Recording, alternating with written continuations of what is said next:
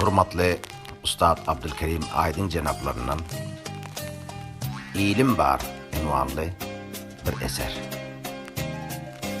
Dikloma edip sizi ezizlere hüdürler ben Abdülahad Karacalı.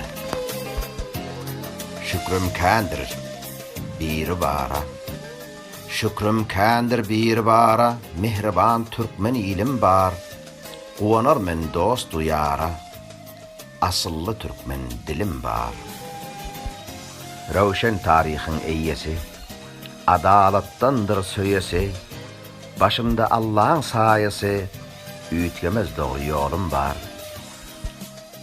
Ozaldan İslam'a uyan, däp destura sarpa koyan, dostunu gün kemin çoyan, hümmetli il, zor kolum var.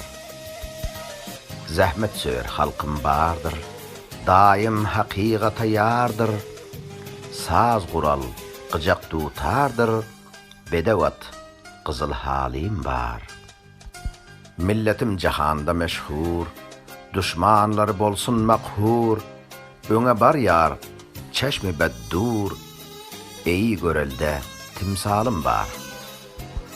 Gülzara oğşar vetenim, oldur menin canım tenim, kadimden mesken tutanım, yaşıl yayla hem çölüm bar. Veten söygüsü beyik şan, yaşlarımız batır ba iman, aydın buysancım örenken, dine yaxşı hiyalım bar, dine yaxşı hiyalım bar, hiyalım bar.